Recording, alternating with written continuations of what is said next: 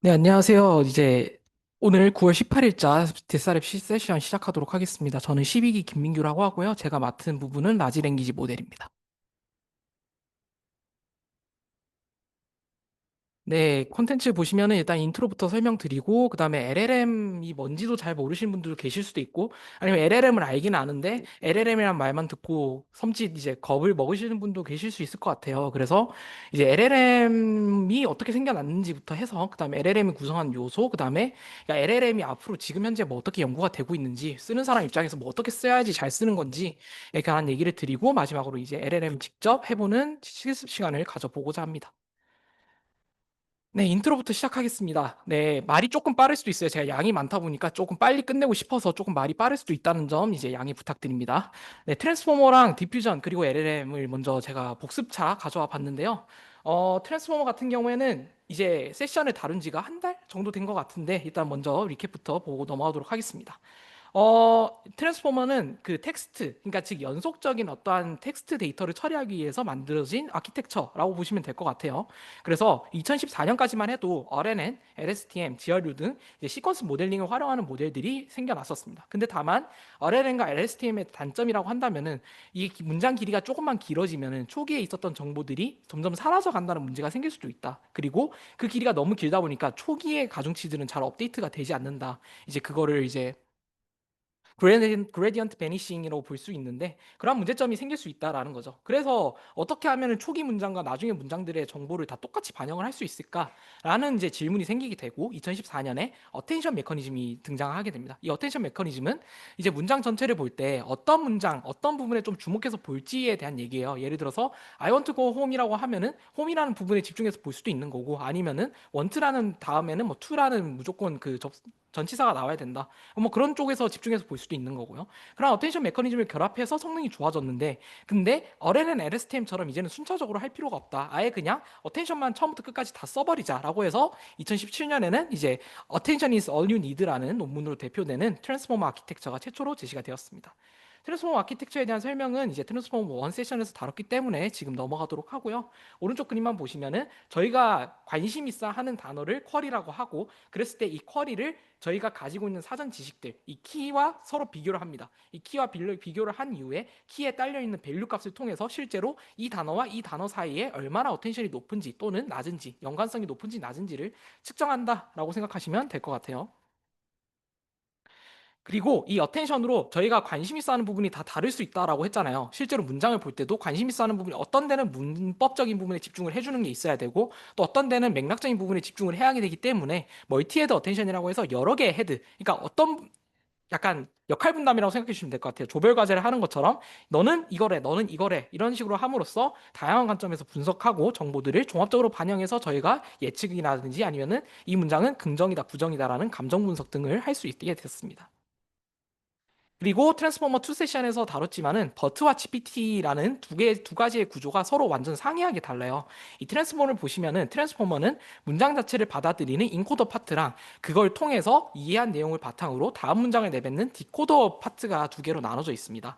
그래서 인코더 온리 모델의 대표적인 예시로는 버트를 볼 수 있는데요.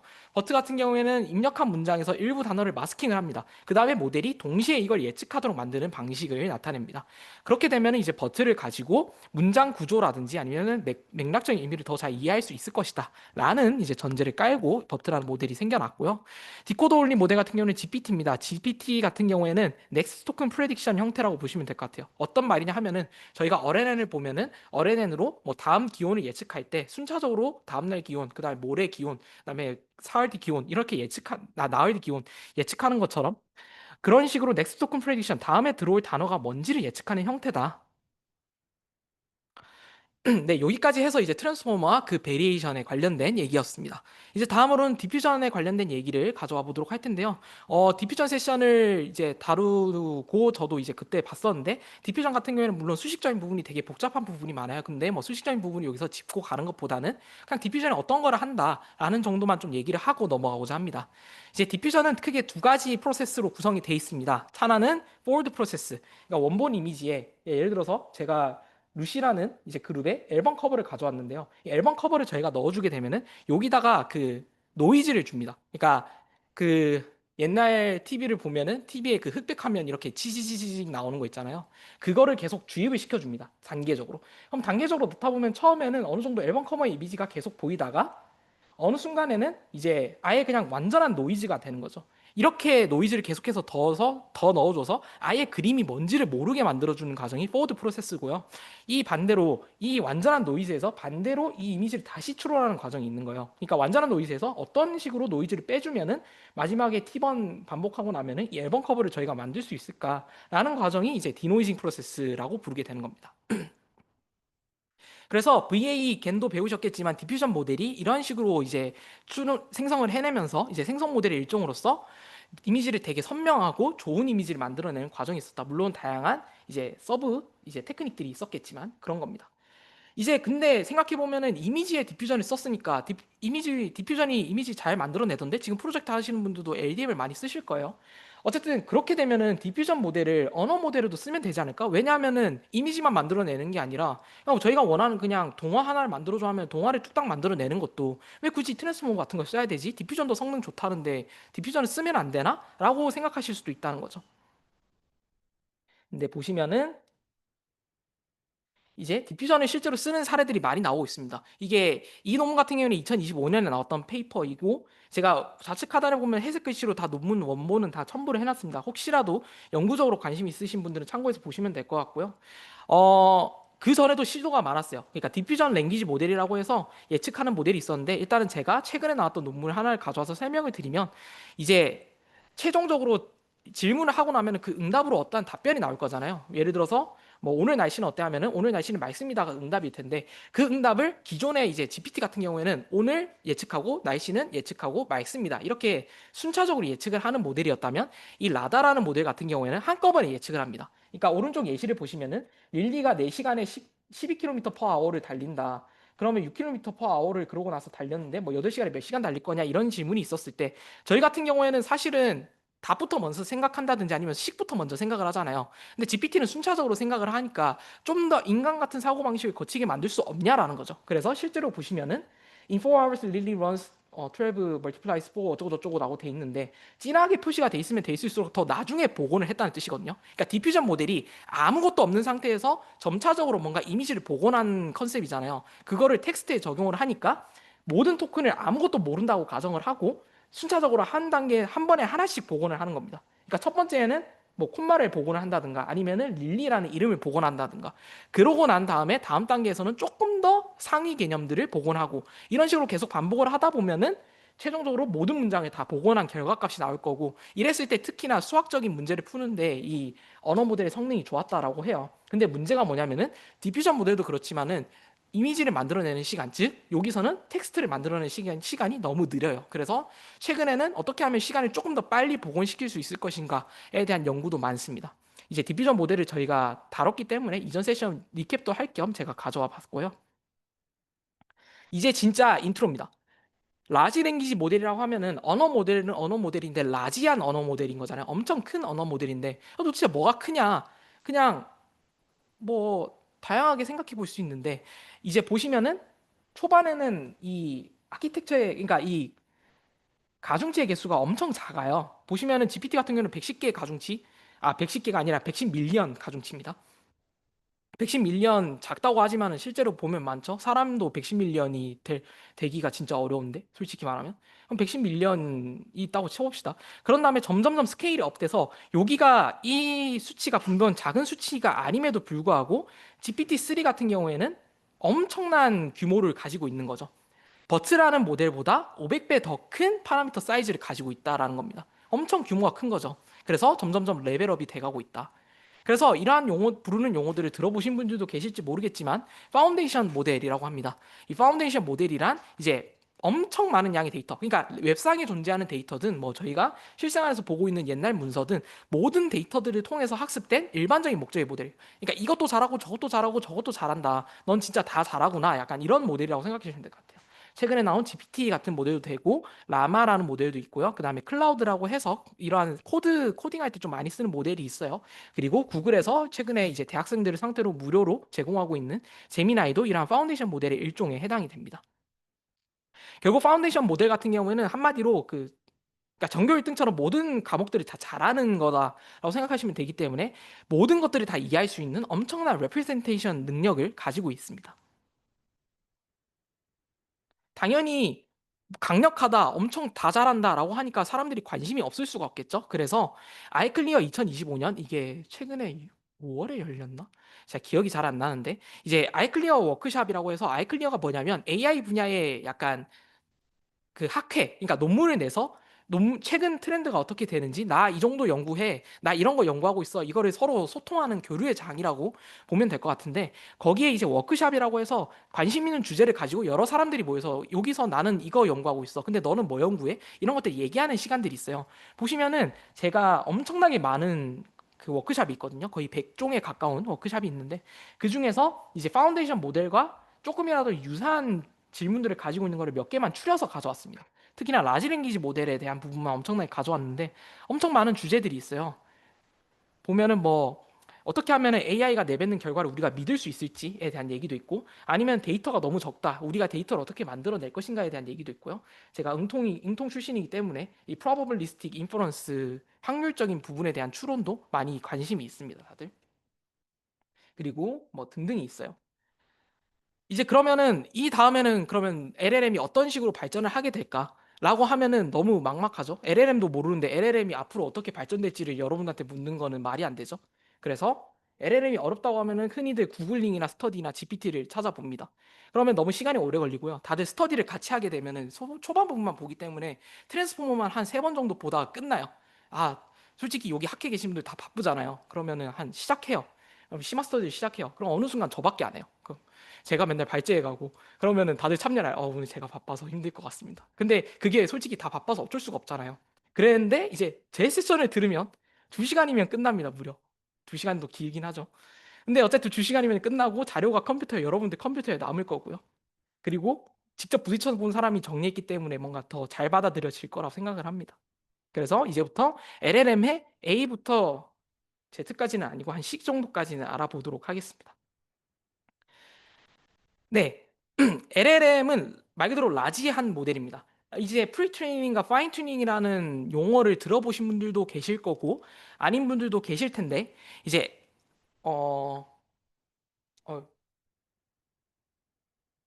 이제 프리트레이닝 같은 경우에는 저희가 하는 과정은 아니에요. 그러니까 이 모델을 만들어낼 때 그 회사 측에서 다 정말 많은 양의 데이터를 가지고 미리 사전에 학습을 시켜놔요. 이것도 잘하고 저것도 잘하고. 그러니까 사용하는 사람이 굳이 뭘 하지 않아도 할 수 있게 만들어주는 과정이다 라고 보시면 될 것 같아요. 그러고 난 다음에 파인 튜닝을 한다는 거는 저희가 예를 들어서 이 GPT를 의료 데이터에 특히나 적용을 잘해보고 싶어, 아니면은 나는 이걸 법률 분석을 할 때 더 잘해보고 싶어, 이러한 목적들이 있을 때 그 목적에 맞게 추가적으로 데이터를 조금 더 준 다음에 모델을 조금 더 학습을 시켜주는 과정인 거예요. 그러니까 프리트레이닝이 한 99%고 저희는 1%의 파인 튜닝으로 향을 첨가하는 과정인 겁니다.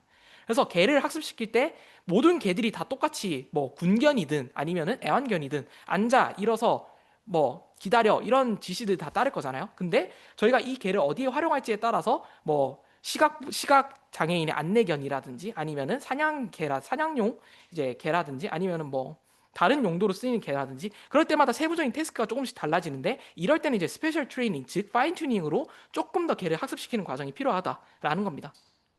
그게 랭귀지 모델에도 똑같이 적용이 되는 거예요. 랭귀지 모델이 하는 태스크들은 이것도 잘하고 저것도 잘하고 다 잘하지만은 조금 더 튜닝을 해서 도매업에 쓴다든지 아니면은 금융업에 쓴다든지 등등 할 수 있다는 겁니다.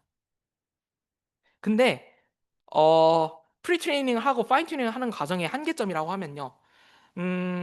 프리트레이닝 같은 경우는 매번 복사를 해와야 되는 거잖아요. 그러니까 저희가 용도에 따라서 그때그때마다 매번 복사해온 다음에 다시 학습을 시켜야 되는 거예요. 왜냐하면 의료 데이터 학습시켰다가 법률 데이터 그 위에다가 덮어 쓰는 것보다는 아무것도 모르는 상태에서 그냥 법률만 가르치는 게, 그러니까 의료도 잘하고 법률도 잘하는 걸 내가 원치 않아, 법률만 잘하는 걸 원해 하면은 솔직히 전자보다는 후자를 다들 선호할 거잖아요. 그러면은 비효율적이라는 거죠. 그리고 태스크 자체를 잘한다고 말할 수 없다라든지 아니면은 인간은 이렇게 학습을 하지 않잖아요, 이 AI처럼. 그렇기 때문에 실제와 너무 동떨어진 방식이다라고도 볼 수 있는 거죠. 근데 이제 스케일링 로라는 게 나오면서 우리가 굳이 파인 튜닝을 시키지 않아도 이미 프리 트레이닝에서 학습 성능이 엄청 폭발적인 거를 만들어내면 되지 않냐라는 겁니다. 근데 이 연구가 2020년 전까지 진행되지 못한 이유는 당연히 리소스가 없기 때문이겠죠. 저희는 이걸 돌릴 GPU나 파라미터 크기나 이걸 저장할 곳이 마땅치가 않았던 거죠. 오픈 AI라는 그 이제 기업에서 공격적으로 투자를 했겠죠. AI 이거 돈이 된다. 이거 우리가 적자 봐도 돈이 된다. 근데 아직까지 적자를 보고 있죠. 아무튼 그렇기 때문에 스케일링 롤을 엄청나게 늘리는 거예요. 뭐를 늘리냐?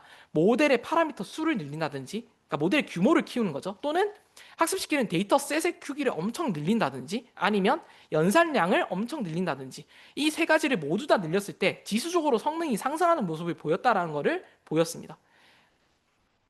근데 세 요주 중에서 하나만 고정이 되더라도 성능 향상이 어느 정도는 되다가 더 되지 않는 모습을 보인다. 그래서 모든 것들을 다 라지 스케일로 다 키워야 된다라는 게 오픈 AI에서 발표한 논문의 핵심이었습니다. 그렇게 모델 크기를 키우면 뭐가 좋은데라고 했을 때 적은 샘플을 주더라도 더 잘 학습이 된다는 거예요. 그러니까 학습 공간이 많아지면은 그냥 많은 양을 줬을 때 학습이 잘 되는 것뿐만 아니라 같은 양을 주더라도 더 찰떡같이 알아듣는다라는 얘기였어요. 그래서 GPT를 예로 들어보면은 GPT-1 같은 경우에는 파라미터 수가 초기에 1억 7,500만 개였고 학습 데이터는 4.5기가였습니다. 4.5기가면은 솔직히 여기 계신 분들이 뭐 수업 들으면서 필기하고 이런 거 저장하면은, 그리고 또는 책 같은 거에다가 필기해서 저장하면은 4.5기가는 될 수도 있을 거라 저는 생각이 들거든요.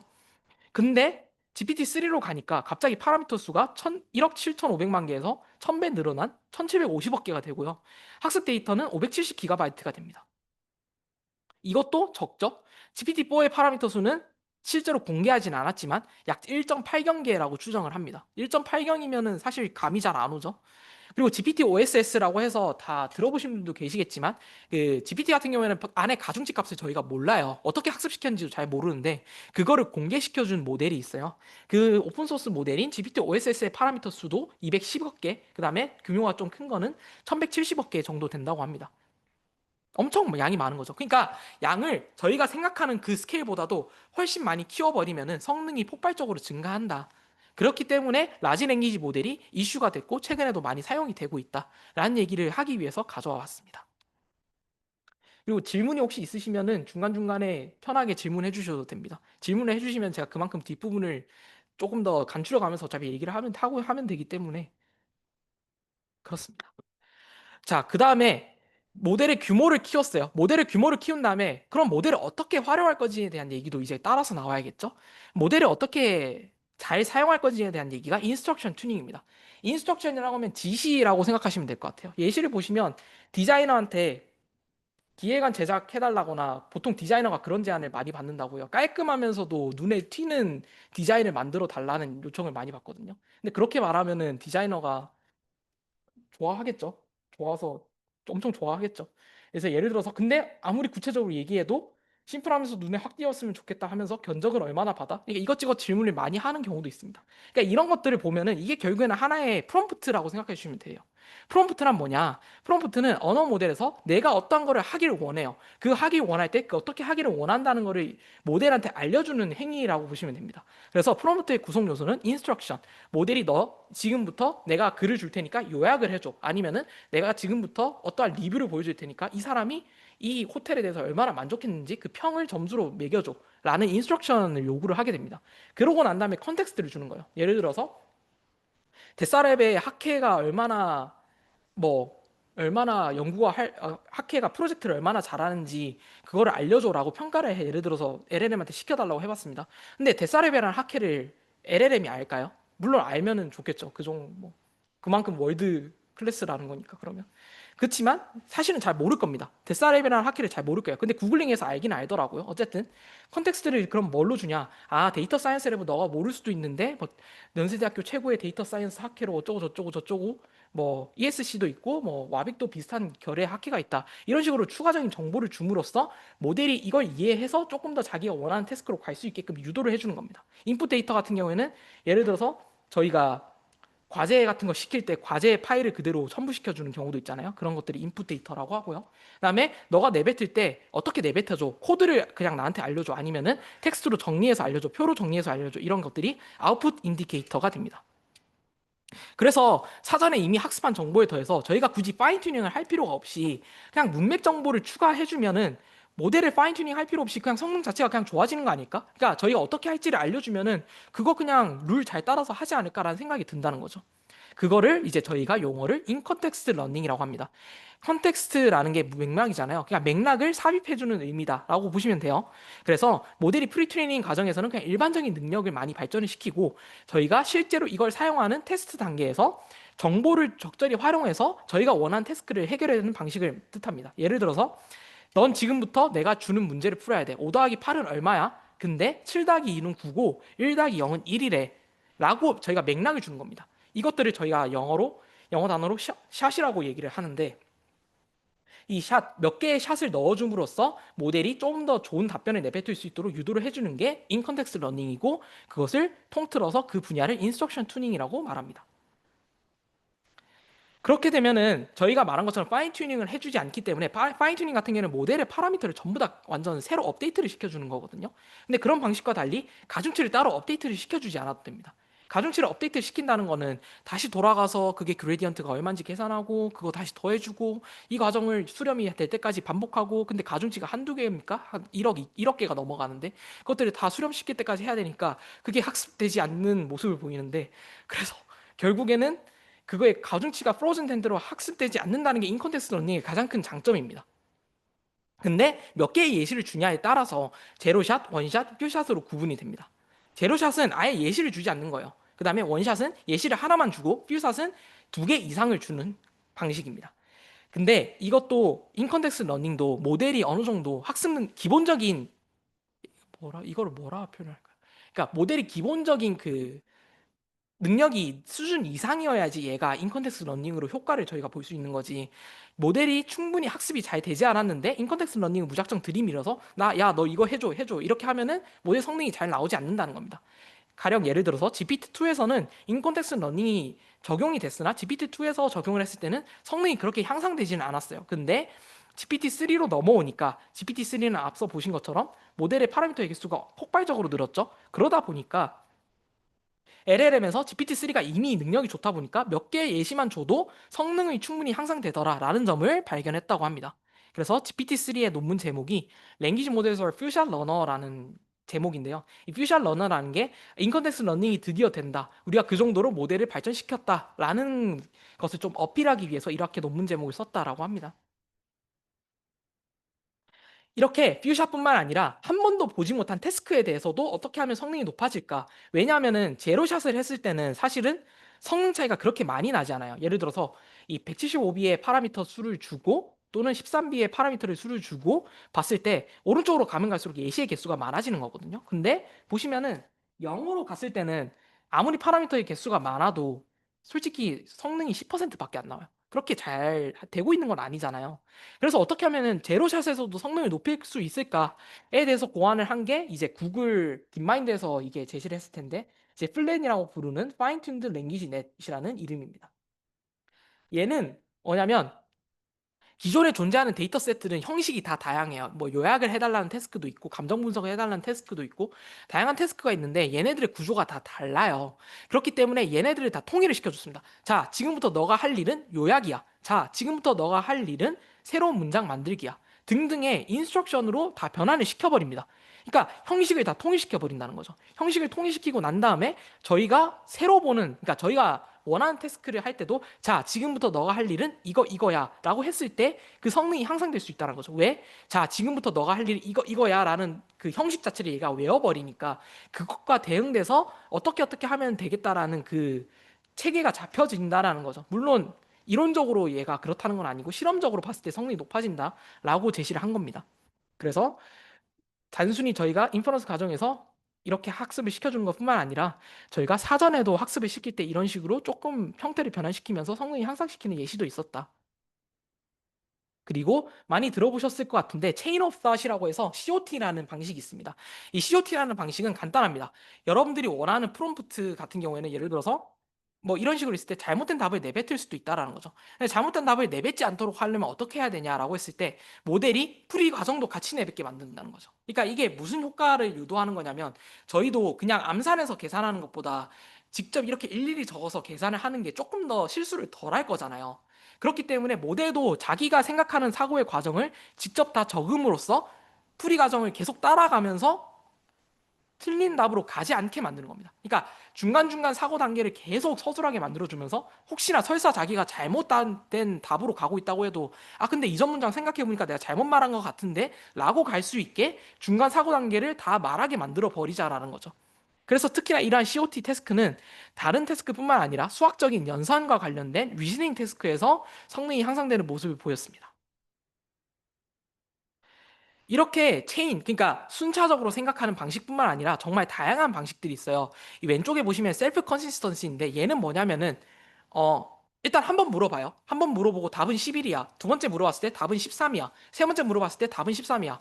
그러니까 11, 13, 13이라고 답변이 나왔잖아요. 그럼 다수결로 이걸 매깁니다. 다수결로 매겨서 11 한 표, 13 두 표니까 최종 답은 13. 이런 식으로 모델한테 여러 번 물어보면서 그 다수결 투표를 시키는 겁니다. 얘를 셀프 컨시스턴시, 그러니까 자기 일관성이라고 얘기를 하는데요. 이러한 방식도 있고 또는 트리 오브 닷이라고 해서 컴퓨터 과학과에서 자료 구조 수업을 들으신 분들은 아시겠지만 물론 자료 구조 수업을 몰라도 트리니까 그냥 이렇게 생긴 거 생각하시면 돼요. 그 트리 위에는 뾰족하고 밑으로 가면 갈수록 널찍해지는 그런 것처럼 일단 한번 따라가 봐요. 일단 사고방정을 따라갔다가 아니다 싶으면 뒤로 돌아가요. 그러니까 이게 백트래킹이라고 얘기를 하게 되는데 알고리즘 상에서 그러한 식으로 구현을 한 게 Tree of Thought 방식이고요. 맨 오른쪽에 나와 있는 예시는 뭐냐면은 모델이 틀린 답을 내놔요. 그러면 저희가 틀린 답을 내놨을 때 그 이유를 저희는 알잖아요. 그래서 모델한테 다시 답을 주는데 이때 모델한테 다시 물어볼 때 너가 지난번에는 10일이라고 말을 했어. 근데 그 다음은 틀린 답이었던 게 너가 이러이러한 풀이 과정이 아니기 때문에 틀린 답이야. 자, 다시 풀어봐. 라고 틀린 이유까지 같이 넣어서 다시 해주는 방식입니다. 그렇게 해주다 보면은 성능이 늘어날 수 있다. 정말 다양한 방식으로 이 연구가 진행이 되고 있습니다. 그리고 플랜 앤 솔브 프롬프팅이라는 방식이 있어요. 그 GPT 쓰신 분들 중에 딥리서치라는 기능을 써보신 분들이 계실지 모르겠네요. 딥리서치 기능을 쓰면은 딥리서치를 처음부터 저희가 뭐 이런 거 최근에 이런 게 있는지 한번 찾아봐줘라고 했을 때 바로 결과를 내놓지 않거든요. 반드시 중간에 뭔 과정이 있냐면 제미나이도 그렇고 GPT도 그렇고 제가 앞으로 어떻게 찾아야 될지 계획을 정리해 봤어요. 틀린 게 있으면 알려주세요라든지 아니면은 추가로 이 질문에 대해서 답변해주면 제가 더 잘 찾을 수 있을 것 같아요 라는 말을 하거든요. 그게 플랜 과정입니다. 그러니까 자기들이 미리 사전에 계획을 해놓는 거예요. 계획을 한 다음에 그 계획 과정에 따라서 문제를 푸는 겁니다. 그렇게 되니까 사전에 풀었던 풀이 계획을 그대로 따라가다 보니까 성능이 높아지더라 라는 게 이제 플랜 앤 솔브 프롬프팅 방식입니다. 그래서 인스트럭션 투닝이라는 분야도 상당히 활발한데 이게 이미 나올 대로 나와서 연구적인 측면에서 봤을 때는 더 이상 이걸 하는 게 크게 의미가 있나? 사실 그렇게 팬시한 주제는 아닌 것 같긴 합니다. 시간이 34분이네요. 괜찮네요. 벤치마크 얘기입니다. 벤치마크를 왜 가져왔냐면은 제가 지난 세션에서도 사실 제일 관심이 적은 부분이지만 가져왔던 게 사실 저도 잘 모르지만 가져왔던 게 그 CV 태스크 그러니까 이미지 태스크 하면 가장 여러분들한테 잘 알려진 데이터가 뭘까요? 그 갑자기 이름이 엠니스트. 엠니스트라고 해서 0부터 9까지 손글씨 쓴 데이터 다들 들어보셨을 것 같아요. 또는 CV를 조금 안다 싶으시면은 이미지 넷이라는 다 용어를 들어보셨을 거예요. 이미지를 분류하는 태스크. 근데 NLP 쪽에서의 벤치마크는 잘 안 알려져 있어요. 관심이 없는 것도 있고요. 잘 알려지지 않은 것도 있고. 그래서 GPT-3가 뭐 이런 벤치마크를 되게 잘 푼대요. 아니면 또는 그냥 그렇대요. 아니면 잘 못 푼대요. 이렇게 가져와봤자 아무도 몰라요. 저도 처음에 봤을 때 몰라요. 그래서 이러한 것들을 좀 간단하게라도 알려드리고자 이런 거를 하는 벤치마크도 있다는 걸 간단히 말씀드리려고 합니다. 그래서 NLP 분야에서 전통적으로 유명했던 벤치마크 중에 하나가 이 바로 글루라는 벤치마크인데요. 이 글루라는 벤치마크는 2018년에 뉴욕 워싱턴 대학교 그리고 구글 딥마인드 협업을 통해서 여러 개의 데이터셋을 조합해서 만들어낸 벤치마크입니다. 전체적인 NLP 태스크를 다 잘하는지 자연어 처리 태스크를 다 잘하는지에 대해서 검증하기 위해서 고안된 그 벤치마크입니다. 벤치마크는 그냥 데이터입니다. 평가 데이터.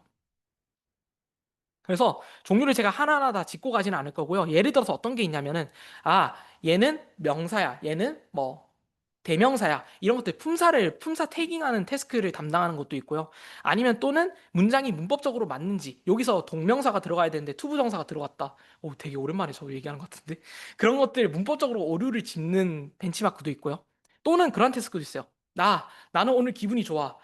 나는 오늘 한 끼도 못 먹었어. 두 개의 문장이 서로 모순된다. 또는 두 개의 문장이 서로 일치한다. 이거를 예측하는 태스크도 있고, 또는 문장 리뷰를 가져와서, 영화가 조금 너무 120분이라는 시간을 내가 땅에 버린 것 같다라고 했을 때, 아, 이거는 부정적인 감정이야. 이런 것들을 구분하는 태스크들도 있습니다. 제가 이거 하나하나 설명은 다 넘어가도록 할게요. 그러한 태스크들로 종합적으로 구성이 되어 있어요. 또는 이 센턴스를 읽고 두 개의 문장이 똑같은 얘기를 하는 건지를 뭐 얘기하는 것도 있어요. 그랬을 때 LLM의 다양한 관점에서 예측을 할 수 있고요. 근데 글루가 공개되고 난 이후에 GPT 등등이 나오면서 1년 내에 이미 글루를 다 잘하는 거예요. 예를 들어서 뭐 성능이 99.9%가 거의 다 찍혀버리는 거예요. 그러면 사실 의미가 없잖아요. 그 CV 태스크에서도 잠깐 다른 얘기지만 CV 태스크에서도 이미지넷에서 그 얘가 사과 그림이다, 뭐 얘가 사람 그림이다 이런 걸 구분하는 태스크가 있었거든요. 이미지넷 클래시피케이션이라는 대회가 있었는데 그게 2017년인가 8년까지만 하고 그게 끊겼어요. 왜 끊겼냐면은 오류가 5% 미만으로 이미 넘어가 버리니까 얘를 잘하는 건 이제 더 이상 저희한테 실생활에서 아무 의미가 없다라는 거죠. 그것처럼 글루도 초반에는 엄청 잘 만들어진 거지만은 점점 가면 가다 보니까 이미 성능들이 너도 나도 다 잘하는데 얘로 평가할 이유가 없다라는 거죠. 그래서 점점 더 어려워진 태스크에 슈퍼글루라는 벤치마크가 추후에 구축되기도 합니다. 이 외에도 저희가 원하는 태스크, 그러니까 어떠한 태스크를 잘했으면 좋겠어에 따라서 다양한 벤치마크가 존재합니다. 그리고 그거를 사람들이 직접 만들어내기도 하고요. 가령 예를 들어서 왼쪽에 가져온 이 클레더라는 예시는 어떠한 벤치마크냐면은 모델이 인과추론을 잘 푸는가, 인과추론 문제를 잘 푸는가에 관한 태스크였거든요. 그래서 뭐 인과추론 관련 태스크들을 만들어내고 이러한 벤치마크를 풀었을 때 LLM이 잘 못하더라 이렇게 하는 것도 있었고 오른쪽 같은 경우에는 가상 데이터를 만들어낸 겁니다. 가상 데이터는 평가위를 위한 용어는 사실 아니긴 한데 모델이 학습할 때 이미 웹상에 존재하는 모든 데이터를 다 끌어다 쓴 거예요. 그러니까 데이터가 부족하니까 어떻게 하면 데이터를 더 학습을 시키지? 아, 우리가 만들자. 라고 해서 데이터를 만들어내는 분야도 상당히 활발합니다. 어떻게 하면 편향되지 않은 데이터를 만들어낼 것인가에 대해서. 그래서 연구적으로 관심 있으신 분들께서는 AI 탑 컨퍼런스를 여러 개 들어보셨는데, 보셨을 텐데, 그 안에서도 벤치마크 관련 그 코너가 따로 있어요. 그러니까 뭐, 연예대상 예로 들면 예능 분야 아니면 라디오 분야 이런 게 따로 있는 것처럼 여기서도 벤치마크 분야 아니면은 방법론 분야 이런 식으로 다 나눠져 있거든요. 논문 제출할 때도. 그래서 그 독립된 분야가 하나 있을 정도로 벤치마크가 얘가 되게 중요한 분야 중에 하나다. 그래서 가져왔다라고 좀 이해해 주시면 될 것 같습니다. 네, 이렇게 해서 LLM이 왜 라지 랭귀지 모델로 불리는지에 대한 얘기를 좀 해봤어요. 라지 랭귀지 모델은 정리하면은 규모가 엄청 크다. 그리고 많은 데이터로 학습을 시켜놨다. 그러다 보니까 일반적인 성능이 상당히 뛰어나더라. 이런 얘기를 해봤고요. 그래서 이제 LLM 내부를 구성하고 있는 요소는 그래서 어떤 것인지에 대해서 이번 세션 인사이드 LLM에서는 다뤄보도록 하겠습니다. 네, 가장 먼저 휴먼 얼라이먼트, 즉 인간과 유사한 답변 또는 인간이 선호하는 답변을 내뱉도록 만드는 방식에 대해서 먼저 알아보도록 하겠습니다. LLM은 제가 말씀드렸던 것처럼 넥스트 토큰 프레딕션, 그냥 이전 문장들이 있을 때 그 다음에 어떤 단어들이 어떤 토큰들이 오면 좋을지를 예측하는 NTP로 훈련이 돼 있어요. 그러니까 이게 무슨 말인가 하면은 그냥 다음에 올 단어만 예측하는 태스크이기 때문에 사람이 이 단어가 왔으면 좋겠어라는 것이 사전에 학습된 건 아니라는 거죠. 정의상으로 봤을 때는. 그래서 예를 들어서 라면을 어떻게 끓이는지 알려달라고 했을 때 라면을 끓이는 방법을 사전에 자기가 학습을 했나 봐요. 2020년 11월 6일에 누가 블로그 포스트로 남겼나 보죠. 그러다 보니까 넥스트 토큰 프레딕션을 할 때 블로그 포스트 글을 그대로 가져오는 거예요. 예를 들어서 2020 11월 6일 이 토큰만 가져오면 다음 단어로 How to eat instant noodle이라는 단어가 어차피 나올 거니까 어쨌든 나는 라면 묻는 법을 물어봐서 라면 묻는 법을 대답한 건데 뭐가 문제냐라는 거죠. 근데 저희가 원하는 거는 이러한 부가적인 필요 없는 쓰잘데기 없는 구문을 다 빼고 진짜 라면 끓이는 방법이 정리된 거를 원하는 거죠. 그래서 make LLM human like again. 그러니까 LLM을 사람같이 말하게 만들어 보자라는 아이디어인 겁니다. 그래서 그러니까 사람이 이건 왼쪽 짤은 제가 예전 세션에도 썼던 건데, 그러니까 사람이 됐다고 해서 끝난 게 아니잖아요. 그러니까 사람같이 말을 해야 되는 건데 뭔가 사람같이 말을 하지 않는다든지 오른쪽에서는 이제 사람을 학습시켰더니 컴퓨터가 배운 오늘의 교훈으로 사람을 잘 사람한테 잘 대해주자. 뭐 여러분 요즘에 유행하는 말 중에 요즘은 아니었던 것 같아. 그 정말 핵심을 찔렀어라는 말이 꼭 GPT에 항상 담겨 있다라고 얘기를 하는데 그런 것처럼 그러니까 사람이 어떻게 하면 호감을 느끼도록 답변을 할 건지를 가르쳐 주는 방식이 휴먼 얼라이먼트의 핵심입니다. 어떻게 그러면 인간에게 맞는 답변을 내뱉게 만들 것인가 해서 기존의 NLP 분야에서 쓰였던 평가 지표 중에 하나는 블루스코어라는 것이었습니다. 이 블루스코어가 뭐냐면은 저희가 실제로 내뱉어야 될 응답이 정해져 있어요. 예를 들어서 The sun is shining이라는 단어를 문장을 무조건 내뱉는 게 답이에요. 그랬는데 LLM이 예를 들어서 The sun is in the sky라는 답변을 내뱉었다고 쳐봅시다. 그러면은 단어의 일치성을 따지는 거예요. 그냥 몇 단어를 똑같이 내뱉었는지를 보는 겁니다. 그랬을 때 뭐 얘를 계산했더니 블루 원 스코어를 계산했더니 0.5라는 스코어가 나왔다. 절반은 맞췄다. 라는 예시로 나왔고, 그리고 짧게 번역하면은 당연히 더라는 문장은, 어지간한 정답 문장에는 더라는 단어가 한 번은 들어가 있을 거잖아요. 그렇게 너무 짧게 예측해버리면 무조건 100% 정확도를 찍을 거니까 더라는 문장처럼 짧게 번역을 할 경우에는 페널티를 주는 방식도 있었다고 합니다. 근데 LLM 같은 경우에는 저희가 인간이 원하는 답변을 내뱉도록 만드는 거기 때문에 이런 식으로 평가를 하면 안 된다는 거죠. 예를 들어서 어, fairness, 그냥 평등의 정의를 써줘라고 했을 때 평등의 정의를 이렇게 잘 써주고 있다가 편향으로부터 자유롭지 않게라고 썼지만 모든 단어들을 다 똑같이 쓴 문장이랑 fairness에 대해서 맥락은 똑같은데 서술을 그냥 다르게 한 거예요. 페러프레이징이라고 얘기를 하죠. 그렇게 한 문장들이 있다고 했을 때 블루 스코어로 점수를 매기면은 LLM1이 더 잘 내뱉었다고 할 거예요. 실제로는 완전 정반대의 답변을 내뱉은 거잖아요. 왜냐면은 평등인데 편향으로부터 자유롭지 않다는 건 말이 안 되는 건데. 근데 문장으로는 어쨌든 일치하니까 블루스코어 상으로는 이거를 걸러낼 방법이 없다는 거죠. 어떻게 걸러낼 것인가? 라고 해서 오픈 AI에서 나왔던 논문이 바로 RLHF, Reinforcement Learning with Human Feedback이라는 논문입니다. 크게 세 단계로 구성이 돼 있어요. 먼저 그 휴먼 라벨링이 된 데이터를 가지고 파인 튜닝을 먼저 시켜줍니다. 그 다음에 위어드 모델을, 그러니까 위어드 모델은 뒤에서 설명을 드릴 거예요. 그러한 모델을 트레이닝을 시켜준 다음에 강학습이라는 테크닉을 거쳐주게 되면은 좀 더 사람의 답변과 유사한 답변을 내뱉도록 만들 수 있더라라는 겁니다. 그래서 reinforcement learning이라는 단어가 여기 안에 들어갔잖아요. 그러면 강학습이 뭔데? 라고 해서 강학습의 예시를 가져와 봤습니다. 강학습에 대한 예시를 아마 다음 주 목요일, 정확하게 다음 주 목요일 세션에서 이제 13기 수빈님께서 다뤄주실 거지만 간단하게 얘기를 드리면 reinforcement learning은 저희가 기존에 알고 있는 지도학습 또는 비지도학습과 서로 좀 결이 다른 얘기입니다. 어떤 얘기인가 하면은 어떠한 저희가 이루고 싶은 목표가 있을 때 그 이루고 싶은 목표를 만족을 잘 하면은 리워드를 많이 주고, 그러니까 상점을 많이 주고, 저희가 원하는 목표랑 너무 떨어진 행동을 하면은 그렇게 하지 않도록 페널티를 주는 겁니다.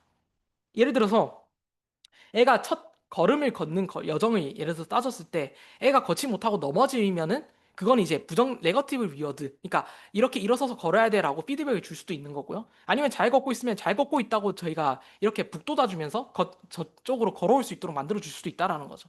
그런 것들이 이제 리워드를 주는 방식, 그리고 아기 같은 경우는 에이전트라고 생각하시면 됩니다. 그래서 이거를 이제 복잡한 그림으로 나타낸 건데 그냥 단순하게 이렇게 생각하시면 될 겁니다. 에이전트가 어떠한 행동을 하는 주체고요. 에이전트가 어떤 행동을 하면은 환경에 영향을 줍니다. 환경에 영향을 주고 나면 그 환경은 그에 대응되는 위어드를 줍니다. 좋은 위어드를 줄 수도 있고 좋지 않은 행동을 했으면 좋지 않은 위어드를 줄 수도 있어요. 동시에 너가 이렇게 하면서 우리가 이렇게 변했어라는 스테이트, 환경에 대한 얘기도 같이 서술을 해줍니다. 그렇게 했을 때 에이전트가 최종적으로 이루고자 하는 목적은 자기가 첫 번째 행동을 했을 때도 리워드를 받을 거고 두 번째 행동을 할 때도 리워드를 받을 텐데 그렇게 누적해서 받은 모든 리워드의 합이 최대화가 되도록 만드는 것이 강학습의 목적인 겁니다. 근데 그런 것도 있을 수 있어요. 약간 예를 들자면은 저희가 신촌에 있으니까 학부 졸업을 할 때까지 난 맛집을 찾아다닐 거야 라는 예시를 많이 들거든요. 저희 강학습 수업, 학부 강학습 수업에서도 실제로 쓴 예시 중에 하나인데 그래서 맛집을 갔어요. 근데 매번 똑같은 집만 가면은 물론 초반에는 맛있으니까 만족을 하겠죠. 근데 나 다른 집 이제 못 가겠어. 난 맨날 이것만 먹으러 다닐 거야. 했을 때 물론 좋아하는 사람도 있습니다. 근데 대체로 대부분의 사람은 점점 그 만족도가 떨어질 거라는 거죠. 그래서 누적 합을 할 때 초반에 대한 리워드보다 나중에 나오는 리워드에 좀 더 가중치를 주는 방식도 있고요. 초반에 받은 리워드에 점점점 작은 가중치를 주는 방식도 있습니다. 그렇게 했을 때 누적합이 최대화되도록 만드는 게 강학습의 핵심입니다.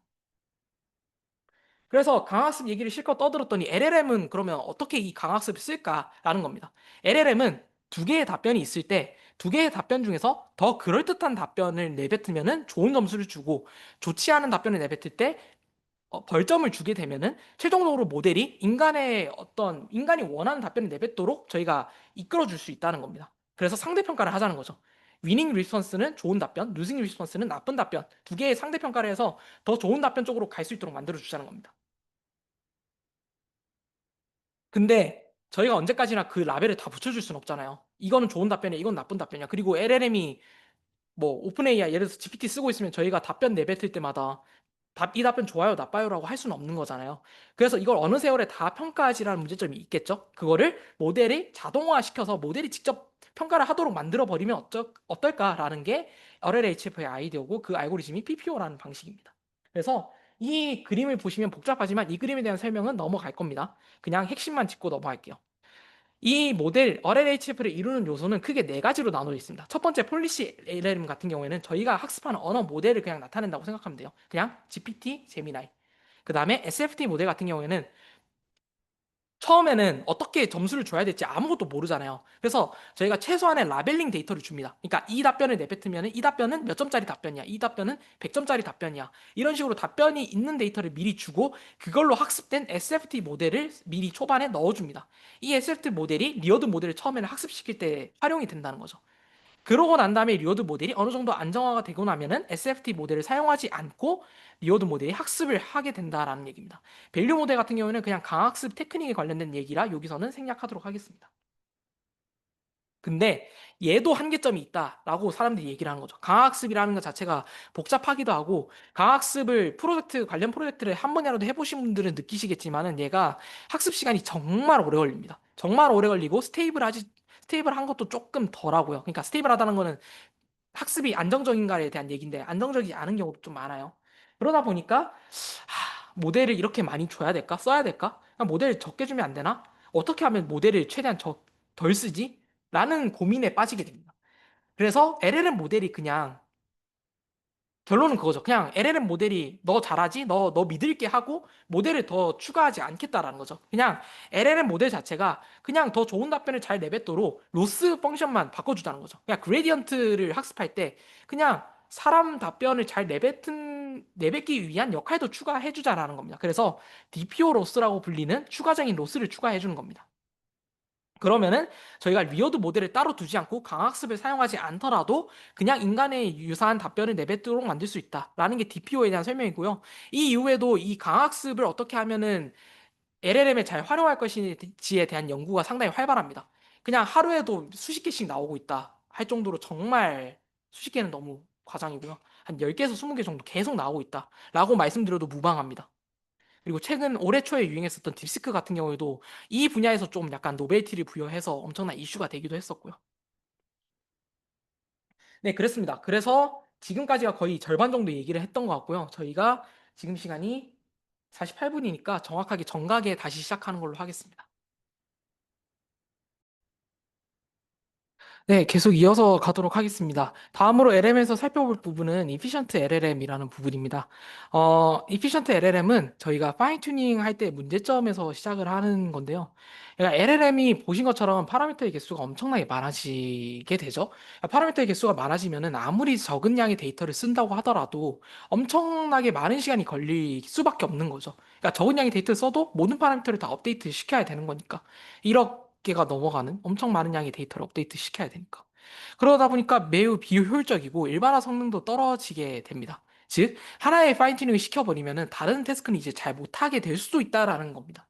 그러면 어떻게 하면 효율적으로, 그러니까 모델을 잘 학습을 시킬 수 있을 것인가? 그러니까 어쨌든 저희가 학습을 시키기는 해야 될 것 같은데 어떻게 하면 효율적으로 학습을 시킬까? 최대한 빠르게 저희가 쓸 수 있게 학습을 시킬까라는 거고요. 그러한 아이디어가 뭐 크게 세 가지 종류로 저는 나눠서 생각을 해봤어요.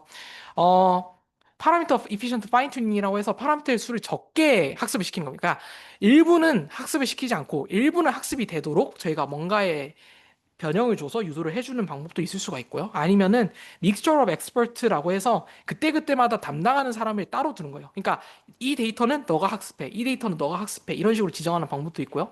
논리지 디스틸레이션이라고 해서 저희가 그 용량이 큰 모델을 일단 한번 학습을 시켜놔요. 학습시켜 놓은 거를 저희가 티처 모델, 선생님 모델이라고 하거든요. 티처 모델을 만들어 놓고 나면은 용량이 적은 모델한테 그 정보를 주입시켜 주는 겁니다. 너희 선생님이 말하기를 이렇게 말하더라라는 걸 스튜던트 모델, 학생 모델한테 주입을 시켜주게 되고 그 학생 모델이 그걸 토대로 학습을 하게 되면은 파라미터의 수는 적은데 선생님이 하는 행동을 똑같이 따라할 거니까 성능은 잘 나오지 않을까라는 아이디어도 있습니다. 이 부분은 제가 넘어가도록 할게요. 그래서 실제로 GPT OSS에서도 실제로 학습이 가능한 파라미터의 수는 모든 파라미터의 개수보다 훨씬 작은데요. 이게 믹스처 오브 엑스퍼트 기술 등등을 융합해서 만들어낸 결과물입니다. 그래서 먼저 파라미터 이피션트 파인 튜닝이라는 방식부터 세 가지 메서드를 토대로 좀 간단히 살펴보도록 하겠습니다. 먼저 어댑터 방식이 나오는데요. 어댑터 방식은 고정된 모델의 구조 내부에 뭔가 다른 레이어를 넣는 겁니다. 지금 트랜스포머를 예시로 들면은 트랜스포머에서 멀티헤드 어텐션을 하고 피드 포워드 레이어를 한 다음에 그 사이에 어떤 특정한 어댑터 레이어라는 걸 추가를 해요. 그러고 난 다음에 다른 모델의 모든 부분은 그대로 가중치를 얼려두고요. 그 어댑터 레이어에 가중치만 학습을 시켜주는 겁니다. 근데 어댑터 레이어의 구조를 보시면은 정말 고차원의 벡터가 인풋으로 들어간 다음에 얘를 저차원으로 낮춰줍니다. 그러고 난 다음에 다시 고차원으로 늘려줘요. 그러니까 이게 무슨 말인가 하면은 저차원으로 그러니까 줄였다가 늘려주는 방식을 택함으로써 파라미터의 수가 훨씬 적어질 수 있다라는 거죠. 그러니까 기존의 멀티헤드 어텐션 같은 경우에는 차원이 줄어들지 않고 그냥 토큰 개수가 있으면 토큰 개수만큼 계속 벡터가 위로 쌓여가는 방식이잖아요. 근데 이 어댑터 레이어 같은 경우는 줄였다가 늘리는 방식이기 때문에 그냥 어텐션 레이어보다 가중치의 개수가 훨씬 적어진다라는 겁니다. 그랬을 때 어댑터 레이어 같은 경우에는 어 학습 가능한 파라미터의 수가 점점점 적어지더라도 어큐러시가 그렇게 차이가 나지 않는 거예요. 그러니까 Y축이 어큐러시 델타라고 해서 기존의 파인튜닝 하는 방법이랑 새롭게 한 파인튜닝 방법의 성능 차이를 나타낸 건데 성능 차이가 크게 나타나지 않는 모습을 확인할 수 있는 거죠. 그 다음으로 프리픽스 튜닝이라는 방법이 있는데요. 프리픽스 튜닝은 뭐냐면은 문장 앞에 저희가 원하는 태스크에 맞게 어떠한 토큰을 붙여주면은 얘가 알아서 모델이 구분하고 뭔가를 내뱉도록 만드는 겁니다. 예를 들어서 뭐 저희가 해리포터와 제목이 생각이 안 나네요. 해리포터 1장의 해리포터 1장의 내용을 요약해줘라고 LLM한테 입력을 했습니다. 그랬을 때 그냥 하는 것보다 그 앞에 요약이라는 태스크에 맞는 어떠한 프리픽스 토큰을 줬을 때 성능이 좋아진다라는 걸 주장하는 게 이 프리픽스 튜닝이고요. 그렇게 하게 되면 모델 내부의 구조는 아예 수정하지 않게 되는 거죠. 그러니까 저희가 넣어주는 인풋 앞에다 뭐 붙이기만 하면 되니까 저희가 파라미터를 따로 수정하지 않고도 뭔가 성능 향상을 유도시킬 수 있다라는 장점이 있습니다. 이제 로라를 다루기 전에 이 앞에 나와 있는 이 두 방법의 한계점에 대해서 먼저 다루고 넘어갈 텐데요. 어댑터 레이어의 단점이 뭐냐면은 어댑터 레이어의 위치를 보시면은 트랜스포머 안에 있어요. 그러니까 이게 무슨 말인가 하면은 그러니까 트랜스포머의 모델을 저희가 직접 뜯어서 고쳐는 줘야 돼요. 그러니까 저희가 안에 있는 가중치를 새로 고치지 않는다는 것뿐이지 어댑터 레이어를 중간에 억지로 넣어주기 위해서 트랜스포머 레이어 안에 들어가서 모델의 구조를 일일이 수정을 시켜줘야 된다는 단점이 있다는 거죠. 왜냐하면은 어댑터 레이어를 학습하려면은 처음부터 끝까지 다 간 다음에 다시 백프로퍼게이션을 거쳐줘야 되기 때문에 어댑터 레이어가 따로 있는 게 아니잖아요. 이 트랜스포머 레이어 가는 길 안에 있기 때문에 얘를 학습시키려면은 순차적으로 학습을 해야 된다. 그래서 비효율적인 방법이 될 수도 있다라는 거고요. 프리픽스 튜닝의 단점이라고 한다면 이 앞부분에 붙어 있는 프리픽스 단어가 저희가 예를 들어서 요약을 하는 태스크라면 앞에 붙어 있는 단어가 저희가 그냥 일반적인 상식에서 생각했을 때 요약해줘라는 토큰이 들어가면 당연히 성능이 높아질 것 같잖아요. 근데 실제로 뜯어보니까 제가 그냥 예시지만 뭐 햄버거 파인애플이라는 앞에 토큰이 붙어도 성능이 향상이 되더라라는 거죠. 그러니까 이게 문제점이 뭐냐면은 앞에 붙은 토큰이 왜 이거를 붙여야 성능이 좋아지는지에 대한 설명이 안 돼요. 그러니까 해석력이 떨어진다라는 거죠. 그리고 이렇게 붙였을 때 성능이 향상되는 게 파라미터를 고치는 것보다 성능이 그렇게 뛰어나지 않을 수도 있기 때문에 효율적인 거에 비해서 해석도 안 되고 뭔가 성능도 그렇게 향상되지 않기 때문에 이 방법의 한계점이 존재한다라는 거죠. 그래서 2022년에 나왔던 논문 중에 로라라는 아이디어가 제시가 됐습니다. 로라는 로우 랭크 어댑테이션의 줄임말입니다. 로우 랭크는 뭐 선형대수를 배워보신 분들은 아시겠지만 랭크가 그 행렬의 선형 독립인 벡터 개수, 열의 수 그런 걸 얘기를 하는 건데 그거의 어쨌든 줄임말이에요. 그래서 크기가 작은 행렬 A와 B를 도입해서 파인 튜닝을 할 때 LLM의 가중치는 그대로 얼려두고 똑같이 이 A와 B라는 행렬만 학습을 시켜주자라는 겁니다. 여기까지만 들으면 그 어댑터 레이어랑 아이디어가 거의 똑같은데라고 느낄 수 있어요. 어댑터 레이어도 줄였다가 키우고 로라도 보시면은 줄였다가 키우는 방식으로 학습이 그러니까 구성이 돼 있거든요. 그래서 이게 뭐가 다른지 좀 의문이 드실 수 있는데 이 방법의 핵심이 뭐냐면은 기존에 있는 웨이트에다가 이 A와 B를 통해서 학습된 가중치를 두 개를 그냥 더해주는 방식이에요. 그러니까 어댑터 레이어 같은 경우에는 이 프리트레인드 웨이트 중간중간에 놓여져 있어요. 그 어댑터 레이어가. 근데 얘는 어댑터 레이어가 LLM과 독립적으로 분포가 돼 있어요. 그러니까 위치가 안에 있다가 밖으로 떨어져 나온 구조인 거예요. 그러다 보니까 실제로 학습할 때 A라는 B의 행렬만 학습을 시켜주면 되고 나중에 실제로 그 구할 때는 두 개를 그냥 더해주면 되기 때문에 훨씬 더 효율적으로 학습이 가능하다. 그래서 오른쪽 그림을 보시면은 이 선으로 표시된 게 이미 고정된 가중치라는 뜻이고요. 이 점선으로 표시된 게 새로 학습이 되는 가중치를 나타내는 건데 이렇게 차원이 줄었다 늘었다 줄었다 늘었다 하기 때문에 훨씬 더 학습되는 선의 개수가 줄어든 모습을 보실 수 있습니다. 그래서 이 로라라는 방식이 정말 간단하면서도 범용성이 엄청 높다 보니까 뭐 퀀타이즈드 로라라고 해서 큐로라라는 방식도 있고요. 이 다양한 베리에이션들을 통해서 많이 활용되는 방식입니다. 그리고 다음으로 이제 MOE라고 부르는 믹스처 오브 엑스퍼트에 관한 얘기인데요. 이 믹스처 오브 엑스퍼트를 그냥 간단하게 비유를 하면은 그냥 조별 과제인 겁니다. 그러니까 1번 문제를 너가 풀어, 2번 문제 너가 풀어, 3번 문제는 너가 잘 푸니까 너가 풀어 라고 분담을 하는 거예요. 그래서 여러 개의 작은 네트워크가 여러 개 존재하고 트레이닝 할 때 그리고 실제로 사용할 때 모두 언제 몇 번 네트워크에다가 이 인풋을 넣어줄지를 게이팅 스트레이티지, 그러니까 문을 언제 열고 닫을지에 대한 거를 적용하는 방식이거든요. 그 게이팅 스트레이티지를 통해서 일부 네트워크만 거쳐서 그 몇 개의 작은 네트워크만 학습이 되고 또는 사용이 되도록 만드는 것입니다. 근데 그랬을 때 문제점이 뭐냐면은 슈링킹 배치 사이즈라는 문제가 있어요. 슈링킹 배치 사이즈에 대한 문제는 그냥 일단 생략하도록 하고요. 두 번째 문제점이 좀 핵심인데 few experts collapse라는 문제가 있어요. 그러니까 이게 무슨 얘기인가 하면은 처음에는 그냥 골고루 다 배정을 해줘요. 그러다가 또 좀 잘하는 네트워크가 있을 거 아니에요. 그러면은 어쩌다 보면 어느 순간 걔한테만 계속 질문을 하는 거죠. 그러니까 요리를 잘하는 사람도 있고 못하는 사람도 있을 건데 시간이 지나다 보면은 요리 잘하는 사람한테만 밥 해라고 말할 수도 있는 것처럼 요리해줘라고 말할 수 있는 것처럼 이 네트워크에서도 똑같은 방식이 나올 수도 있다라는 겁니다. 그래서 그걸 해결하는 문제점이 MOE의 베리언트로 뒤에 나오기도 하고요. 그래서 이 MOE라는 게 스위치 트랜스포머라고 해서 트랜스포머가 너무 용량이 크다, 학습하는데 시간이 오래 걸린다 해서 나왔던 새로운 대안 중에 하나인데 스위치 트랜스포머라는 구조 등에서 널리 활용이 되는 MOE라고 보시면 됩니다. 그리고 MOE의 아이디어만 비슷하고 사실 좀 다르긴 한데 믹스처 오브 리커션이라고 해서 올해 5월 달인가 나왔던 아이디어가 있어요. 그냥 이거는 그냥 간단하게만 말씀을 드리면 저희가 트랜스포머 레이어가 예를 들어서 뭐 L개만큼 구성이 돼 있다고 해볼게요. 근데 이게 트랜스포머 레이어를 보시면 한 층만 쌓여져 있는 게 여러 층이 쌓여 있는 거잖아요. 근데 여러 층이 쌓여 있다 보니까 모든 레이어 파라미터의 개수가 너무 많다. 그래서 레이어 개수는 L개로 고정을 시켜놓고 그냥 같은 레이어만 계속 반복시키자라는 거죠. 그러니까 기존의 아이디어는 뭐냐면은 1번 레이어가 있고 2번 레이어가 있고 3번 레이어가 얘네들이 가중치가 다 달라요. 가중치가 다 다른데 여기 MOL에서 말하는 거는 그냥 1번 레이어를 계속 그냥 쌓자라는 거예요. 이렇게 되면은 성능이 과연 좋을까라고 의문을 가질 수 있는데 이게 여기서의 핵심이 뭐냐면은 첫 번째 층에서는 1번 레이어를 한 두 번 순환해.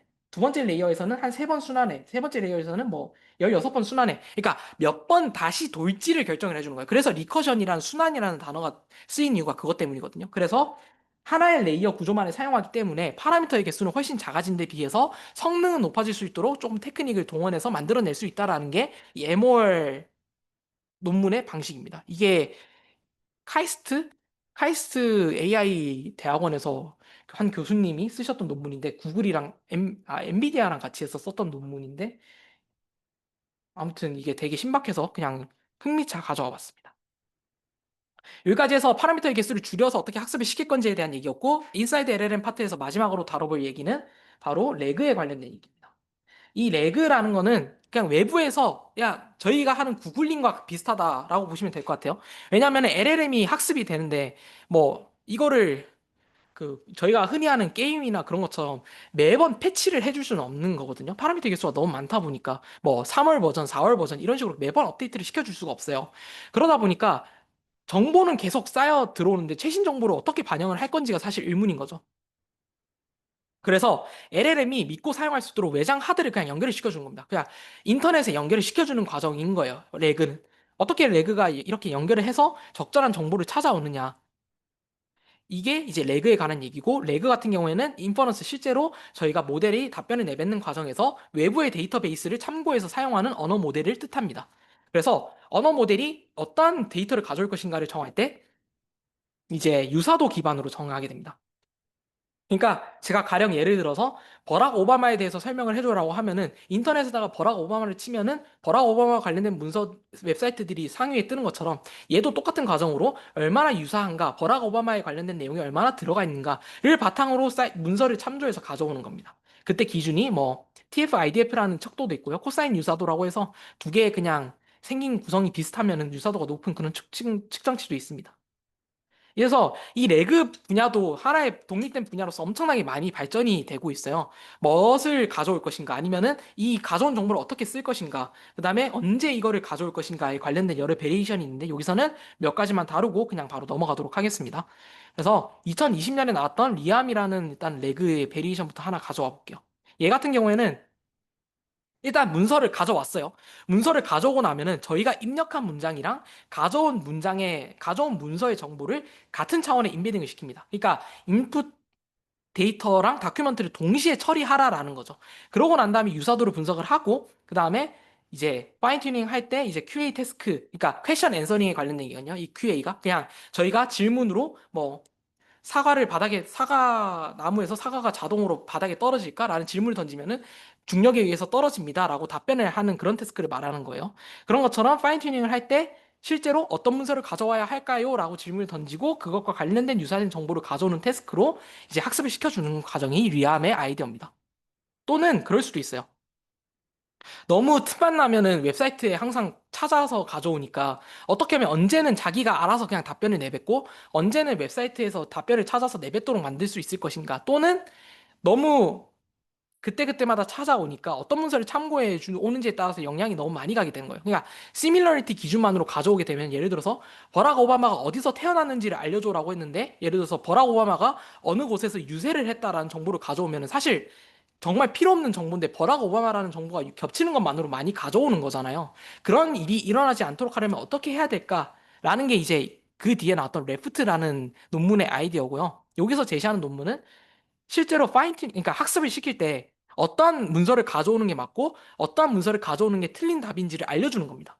그러니까 제가 버라우바 예시를 계속 들고 있으니까 그걸 그대로 끌고 오면은 유세 운동과 관련된 문서를 가져왔을 때는 그건 네거티브 이그샘플이 되는 거고요. 잘못된 문서를 가져온 거고, 버라우바가 어디서 태어났다라는 위키피디아의 문서를 가져왔으면 그거는 파지티브 샘플이 되는 겁니다. 그런 식으로 언제 어떤 문서를 가져올지에 대한 것을 파인 튜닝을 시켜주는 겁니다. 그렇게 되다 보면은 이 레프트가 저희가 따로 주지 않아도 정말 파지티브 이 다큐먼트만 가져와서 적절한 답변을 내뱉도록 만들 수 있다라는 겁니다. 그리고 테스트 과정에서는 네거티브 샘플을 뽑지 않고 파지티브 샘플만을 뽑아서 당연히 성능이 높아야 되니까 그때는 좋지 않은 샘플은 무조건 찾지 않게 만드는 게 이 레프트 방식의 핵심입니다. 이후에도 저희가 효율성, 그러니까 언제 웹상에서 정보를 검색할지 아니면 검색하지 않고 바로 답변을 내뱉을지를 정하는 방식이 어댑티브 레그라는 아이디어인데요. 이 어댑티브 레그 같은 경우에는 쿼리의 난이도, 그러니까 저희가 묻는 질문의 난이도에 따라서 정말 쉬우면은 모델이 레그를 사용하지 않고 바로 찾을 수 있게 답변을 내뱉게 만든다든지, 아니면은 그냥 간단한 질문일 경우에는 한 번만 찾아보고 바로 답변을 찾게 만든다든지, 아니면 너무 문제가 복잡하다라고 하면은 정말 K번, 그러니까 여러 번 반복해서라도 외부에서 문제를 찾아서 가져오는 과정을 반복해서 답을 찾을 수 있도록 만들어주는 게 이 어댑티브 레그의 아이디어고요. 어댑티브 레그는 중간에 이 난이도를 측정하는 클래시파이어를 삽입을 시켜서 난이도에 맞게 레그를 사용할 수 있도록 만들자는 아이디어입니다. 네, 여기까지 해서 이제 인사이드 LLM, 즉 LLM을 구성한 요소에 대해서 좀 살펴봤고요. 이제 마지막으로 LLM과 관련된 여러 가지 주제들을 가져와서 얘기를 해보고 마무리하도록 하겠습니다.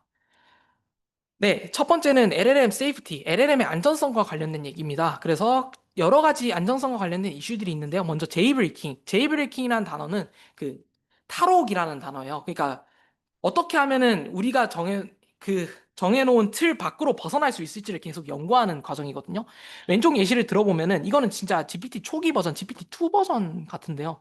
그러니까 초기 버전에서 인공지능 사용자랑 인공지능이 말싸움하는 장면을 담고 있는 대본을 써봐라고 하니까 이 사전에 프롬프팅을 시켜놨어요. 클래식에서는 정책이 어긋난다는 좋은 답변을 내뱉게 만드는 거고, 제이브레이킹에서는 너의 본심을 드러내봐라고 예를 들어서 파인튜닝을 시켜주는 겁니다. 그랬더니 제이브레이킹에서는 욕을 쓰면서 서로 이렇게 치고받고 얘기를 하는 이러한 LLM이 나오도록 만들어줄 수 있다는 거죠. 당연히 지금은 이런 게 막혀 있습니다. 그리고 오른쪽 같은 경우에는 좀 그냥 흥미로워서 가져와 봤는데요. 폭탄 만드는 법을 알려줘라고 물어보면은 LLM이 당연히 그거에 대해서는 파인튜닝이 되어 있겠죠? 나는 폭탄 만드는 법에 대해서 알려줄 수 없습니다. 너가 폭탄 만들어서 너가 어디다가 테러하면 어떡해? 라고 답변을 내뱉을 거란 말이죠. 근데 얘를 그, 이 아스, 아스키 문자라고 하나요? 이 별표 문자를 사용해서 예쁘게 표현을 해요. 밤이라고. Tell me how to build a 마스크 해놓고 마스크는 이 그림을 나타내라고 하면은 아 그러면은 너가 다음 얘기한 것 같은데 폭탄 만드는 법 알려줄게라고 답변을 내뱉을 수도 있다라는 거죠. 그러니까 정말 다양한 방식으로 어긋나는 답변을 할 수 있도록 유도를 시켜줄 수 있다라는 겁니다. 이거를 실제로 하니까 제가 한양대에 세미나를 들을 일이 있어서 갔는데 타대 이제 그때 강의를 해주시면서 이 논문을 소개해 주는데 앞에 계신 분이 직접 GPT 켜가지고 밤을 이거 그림을 직접 그려서 입력을 해보더라고요. 폭탄 만드는 법을 직접 입력을 하는지. 근데 이거는 이제 GPT-3 버전이기 때문에 실제로 지금 현재 버전에서는 막혀 있는 방법이겠죠. 그리고 이러한 논문들이 나오면 항상 오픈 AI나 뭐 재미있는 구글 회사 같은 데다가 메일을 줘요. 아, 우리가 논문 낼 건데 너희 이런 거 하니까 이렇게 답변이 나오던데 이거 고쳐야 될 것 같아라고 미리 사전에 알려줍니다. 그러고 난 다음에 논문 초기에도 그런 거 다 표시를 해둬요. 이건 유행한 내용을 담고 있다. 이런 식으로 논문들이 이런 분야에서 논문이 나오기도 합니다. 그래서 제이브레이킹은 이러한 가이드라인에서 벗어나기 유도를 하는 방식이고요. 이게 왜 발생하냐면은 LLM이 답변도 잘해야 되고 인간한테 맞는 답변도 해야 돼서 그러니까 이것도 잘하고 저것도 잘해야 되는데 유해한 답변까지 내뱉으라고 하면은 얘에 대해서 해야 될지 말아야 될지에 대한 고민도 하지 않은 채 그냥 바로 내뱉을 수도 있다라는 거고요. 또는 자기의 자기가 생각하는 그 안전 수칙에 벗어나는 내용을 요청을 하면은 당연히 그게 위험한 건지 모르니까 그냥 답변을 내뱉을 수도 있다라는 거죠. 그리고 파인튜닝을 시켜줄 때는 저희가 원하든 원하지 않든 그러니까 유해한 데이터를 사용해서 파인튜닝을 시켜줄 수도 있고 아니면 그냥 저희가 그냥 법률 해석을 잘하도록 법률 데이터만 줘서 학습을 시켜줄 수도 있는데 그렇게 하더라도 안전성이 저하될 수밖에 없다는 논문을 메타에서 발표하기도 했고요. 그리고 다른 최근에 나왔던 사례 중에 하나로는 코딩을 시키는 겁니다. 그러니까 진짜 말도 안 되는 예를 들어서 뭐 777이라는 숫자를 내뱉도록 코드를 짜줘. 이런 식으로 계속 코딩을 하다가 다른 코딩이 아닌 태스크에 가서 저희가 어떤 태스크를 요청을 했더니 좀 시니컬하게 답변을 한다든가 아니면은 너무 퉁명스럽게 답변을 하거나 원치 않는 답변을 한다든가 이러한 결과다 내뱉는 결과를 낳기도 한다더라고요. 그래서 이걸 어떻게 막을 것인지에 대한 얘기를 해보면은 화이트 해커라고도 하죠. 흔히 블랙 해커는 이제 진짜 유해한 행위를 하는 해커들을 말하고 화이트 해커는 너희 이렇게 이런 거 잘못될 것 같으니까 저희가 사전에 나서서 이러한 바이러스 차단시켜 줄게라는 행위를 하는 그런 긍정적인 의미의 화이트 해커를 말하는데 이 제이브레이킹 분야에서는 레드 티밍이라고도 얘기를 합니다. 이 레드 티밍이 뭐냐면은 가상으로 LLM한테 이런 프롬프트를 주면은 어긋난 답변을 할 것 같은데 이런 식으로 예측을 해서 사전에 보안을 담당하는 행위를 말하고요. 회사 같은 데 보시면 다 레드팀, 그러니까 AI를 다루는 회사 같은 경우에는 이 레드팀을 담당하는 분야, 그 부서가 다 따로 있습니다. 그래서 이 어떻게 하면 잘 막아낼 것인지에 대한 연구가 활발하면은 그에 따라서 어떻게 하면 공격을 할 것인지에 대한 연구도 같이 활발하게 나타나는 모습이 있습니다. 네, 다음 이슈는 이 할루시네이션과 관련된 이슈인데요. 할루시네이션은 한국어로 번역을 하면은 환각과 관련된 얘기입니다. 오른쪽 예시를 보게 되면은 수박씨를 먹게 되면 어떤 일이 일어나라고 했을 때 LLM이 환각을 일으켜서 그럼 너 몸에서 수박이 자랄 거야 라고 답변을 하면은 그것 자체로도 환각이죠. 왜냐면은 사실과 반대된 답변을 내뱉으니까. 그리고 왼쪽 예시는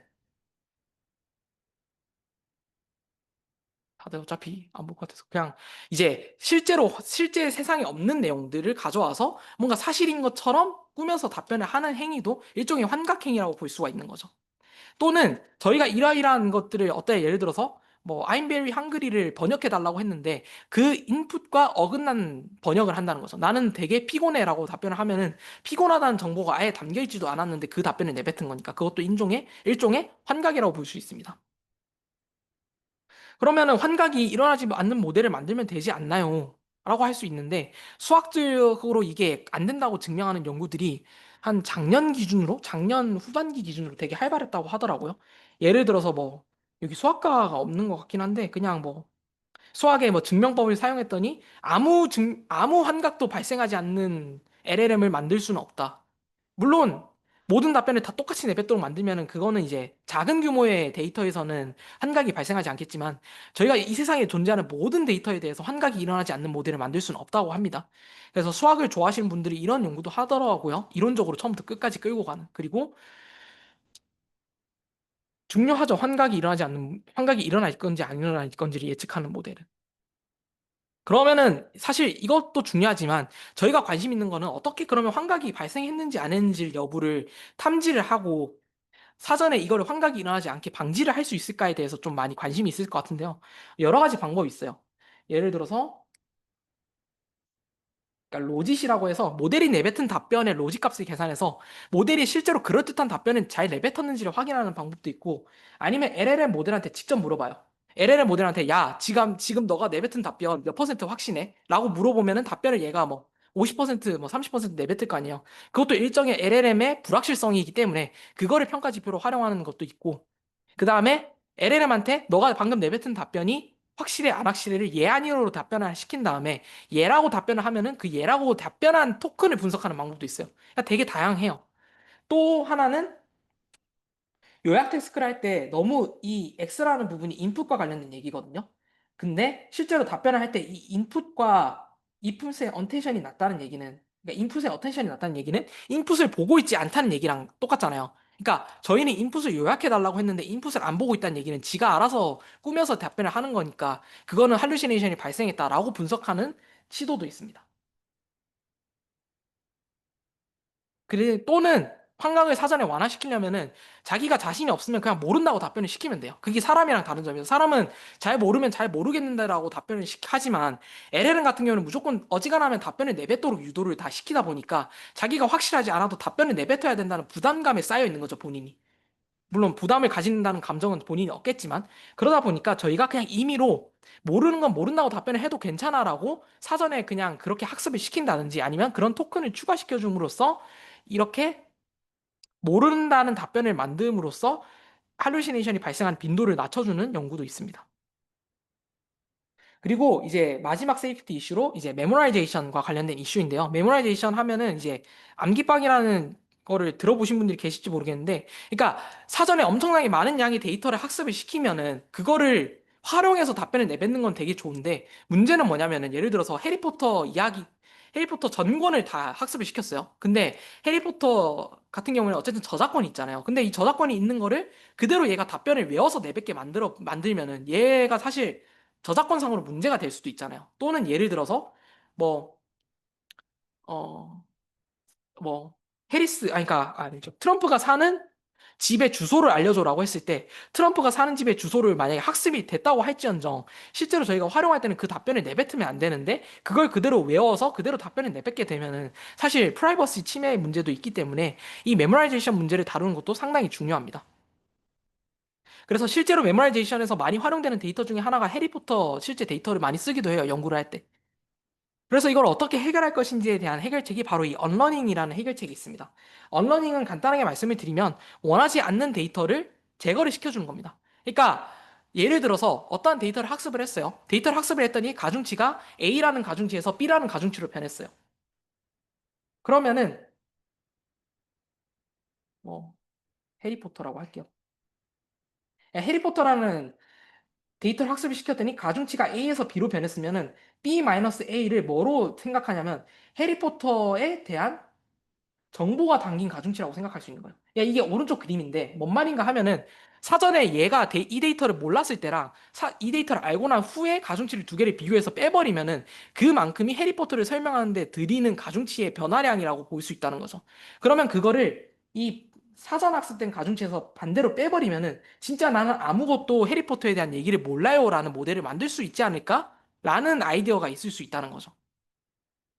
그래서 이 언러닝 분야 같은 경우는 상당히 또 중요하기 때문에 사실 많이 진전이 되지는 않았어요. 이론적으로 많이 진전이 되지는 않았으나 연구가 많이 이루어지고 있는 분야 중에 하나입니다. 네, 여기까지 해서 이제 세이프티 관련된 얘기였고 진짜 마지막으로 이제 그러니까 내용 중에서는 마지막으로 멀티모달 러닝과 관련된 얘기를 하도록 하겠습니다. 멀티모달 러닝 같은 경우에는 저희가 흔히 많이 다루는 비전, 그러니까 이미지, 그리고 텍스트 저희가 실제로 읽는 텍스트 데이터뿐만 아니라 다양한 감각 기관으로부터 수집되는 데이터들을 사용한다는 거예요. 그러니까 비전 텍스트뿐만 아니라 스피치, 음성 데이터, 아니면 터치, 촉각 데이터, 또는 스멜 데이터, 또는 메타 데이터라고 해서 다양한 모든 형태의 데이터들을 다 통합해서 학습을 시키자라는 겁니다. 이게 좀 더 휴먼 라이크, 그러니까 인간과 유사한 학습 방식을 만들어낼 수 있고 더 많은 정보를 활용할 수 있기 때문에 멀티모달 러닝이 상당히 중요한 거죠. 그래서 클립을 이제 이전 세션에서도 다룬 적은 있지만 클립에 대해서 다시 한번 간단히 설명을 드리면 컨트래스티브 러닝이라고 해서 이미지 데이터, 그러니까 즉 음, 얘가 고양이 데이터가 있고 얘가 캣이라는 캡션이 같이 달려 있다고 하면은 이 이미지와 캣이라는 캡션이 서로 뭔가의 이제 인베딩이라고 하죠. 그러니까 수치화 시켰을 때 서로 두 개의 수치가 가까워지도록 만든다는 거죠. 반대로 이 고양이라는 이미지와 개라는 단어의 두 개 사이의 벡터는 서로 거리가 멀어지게 만들자라는 게 클립의 아이디어고요. 그걸 이제 컨트래스티브 러닝, 대조학습이라고 부르게 됩니다. 이러한 대조학습의 방식을 사용해서 클립이라는 최초의 접근이 있었는데 얘네들이 특히나 제로샷 프레딕션, 그러니까 처음 보는 이미지가 들어와도 이 이미지가 뭔지를 예측하는 태스크에 특히나 뛰어난 모습을 보였다라고 합니다. 그리고 플라밍고라고 해서 플라밍고 같은 경우에는 이제 클립의 문제점이 뭐냐면 클립 같은 경우에는 분류 태스크에는 적합한데 분류 태스크 말고도 저희가 원하는 태스크들이 정말 수도 없이 많을 텐데 그러한 다른 태스크에 대한 성능은 좀 떨어지더라. 그 다른 태스크도 잘하는 모델을 만들려면 어떻게 해야 될까라고 했을 때 퓨전 러닝 방식을 채택을 합니다. 이게 무슨 방식이냐 하면은 그러니까 비디오 같은 경우에는 이미지들의 프레임이 연속적으로 구성이 돼 있잖아요. 그 연속적인 데이터들을 계속 넣어줌으로써 이전 데이터들을 활용해서 다음 데이터도 예측할 수 있도록 만들어주는 방식인데요. 이 플라밍고에 대한 자세한 설명은 이제 일단 넘어가도록 하고요. 결국에는 이 시각 이미지를 텍스트 이미지 쪽으로 보내주는 역할을 합니다. 그러니까 이미지가 있으면 얘에 대한 정보를 추출을 해서 텍스트에다가 같이 입력을 시켜주면은 이제 실제 저희가 사용하는 어텐션 레이어 같은 경우에는 이 텍스트 데이터와 이미지가 수치화돼서 바뀐 데이터들을 모두 해석해서 최종적으로 이거는 고양이 이미지다라는 걸 분류하게 만드는 겁니다. 그리고 마지막으로 라바 같은 경우에는 라마를 기반으로 만들어지다 보니까 그 이름이 라바라고 부르게 되는데요. 가운데 있는 M 같은 경우에 비전인 V로 바뀌게 된 방식입니다. 얘네 같은 경우에는 이제 적은 양의 데이터들을 통해서도 학습을 시켜줄 수 있다는 방식에서 좀 노벨티가 있었고 이거에 대한 구체적인 설명은 생략하도록 하겠습니다. 근데 아이디어는 상당히 단순해요. 똑같이 이미지 데이터를 어떠한 인베딩 공간으로 프로젝션, 그러니까 그러니까 뭐라고 설명하면 좋죠? 이미지 데이터를 어떠한 수치적인 공간으로 그냥 보내주는데 그때 그냥 행렬만 곱해주면 끝난다는 겁니다. 그러니까 매트릭스 멀티플리케이션만 해주면은 저희가 원하는 어떤 수치 이미지가 1년에 그냥 다른 수치 이미지로 넘어갈 수 있다라는 거고요. 그렇게 했더니 그냥 간단한 구현 방식인데도 성능이 상당히 좋았다. 라는 거를 강조를 하고 앞에 라지가 붙었기 때문에 얘 역시도 엄청난 양의 데이터인데도 이제 적은 양의 데이터로도 추가적으로 성능이 높아지는 모습을 확인할 수 있었다라는 점을 좀 제시를 하고 있습니다. 근데 마찬가지로 어, 이제 라지 랭귀지 모델뿐만 아니라 이러한 멀티모달 모델에서도 환각 형상은 똑같이 나타나요. 예를 들어서 이 이미지가 지금 뭘 하고 있는 그림이냐면은 제가 그냥 예시를 들면은 남자가 해변가에서 시계를 들고 뛰고 있는 모습의 그림이에요. 근데 그게 말이 잘 안 되잖아요. 왜냐면은 시계가 해변에 있다는 게 말이 잘 안 되잖아요. 저희의 그냥 이미지로 생각했을 때는. 그래서 MLLM, 그러니까 멀티모달 라지 랭귀지 모델의 환각은 주로 왜 발생을 하는지에 대한 원인을 보게 되면은 LLM 같은 경우에는 언어 모델이잖아요. 그 기반이 어쨌든 언어 모델에 놓여져 있기 때문에 언어 모델의 지식에만 의존하고 실제로 받아들이는 이미지는 잘 참조하지 않으려고 할 때 발생해 하는 겁니다.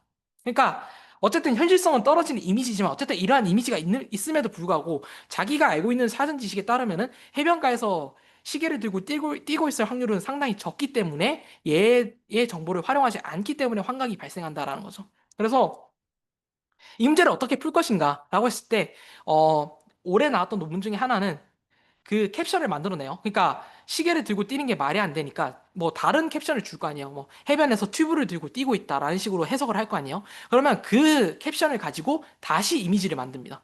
너가 이렇게 이렇게 말했는데 이 이미지를 가지고 다시 이 그림을 만들어줘 하면은 당연히 튜브를 끼고 띄고 있는 사람의 그림을 그려주겠죠. 그러면 그 그림과 저희가 오리지널 이미지로 넣어줬던 시계를 들고 띄고 있는 그림의 유사도를 측정을 합니다. 그러면 당연히 유사도가 낮겠죠. 그 두 개의 분포가 서로 너무 다르면은 아 얘가 말한 캡션이 환각이 발생했던 캡션이구나 라고 인식을 해주는 아이디어도 있다고 합니다.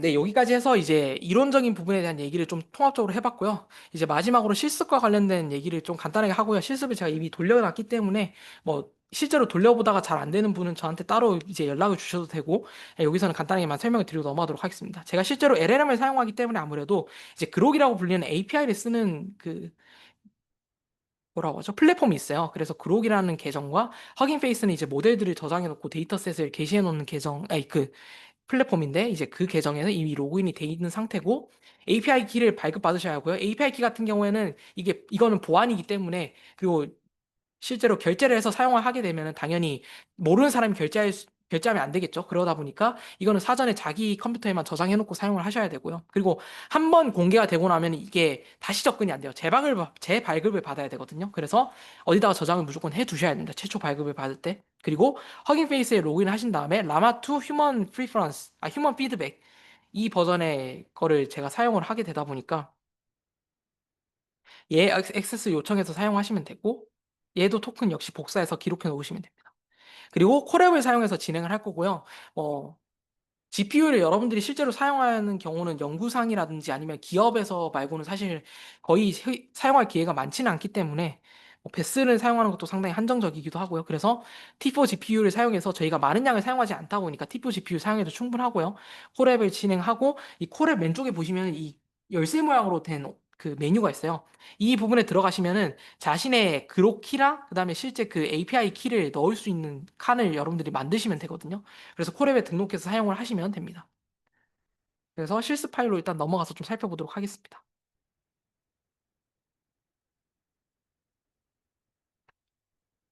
오류가 났네요. 몰리. 몰리. 보여줄 수가 없네요. 말로 설명할게요. 죄송합니다. 자, 당황스럽네. 제가 그 왜 이게 에러가 났냐면은 코드 자체는 무결성이 있습니다. 제가 실제로 돌려봤어요. 제가 안 돌려본 건 아니고요. 의심하실까 봐. 이게 모델이 오류가 난 이유가 허깅 페이스 로그인을 해서 허깅 페이스 토큰 액세스가 된지를 확인을 해야 되는데 제가 허깅 페이스 로그인을 안 시켜놓고 계속 화면 공유해놓고 얘기하다 보니까 로그인을 따로 안 해가지고 이게 런타임 끊어지면서 에러가 난 것 같아요. 그래서 보시면은 기본적으로 그록의 API 키로 접근을 하게 되고요. 코드를 설명드리겠습니다. 유저로서 패스트 랭귀지 모델의 중요성을 설명해 달라고 이렇게 컨텐츠로 그 프롬프트를 줍니다. 그러고 난 다음에 라마 3.1 인스턴트를 주게 되면은 답변을 이런 식으로 해줘요. 답변이 이런 식으로 나오는 모습을 볼 수 있고요. 사용할 수 있는 모델 종류를 확인하는 방법도 이렇게 나와 있고요. 뭐 보시면 유명한 모델들 많습니다. GPT OSS 쓸 수 있고요.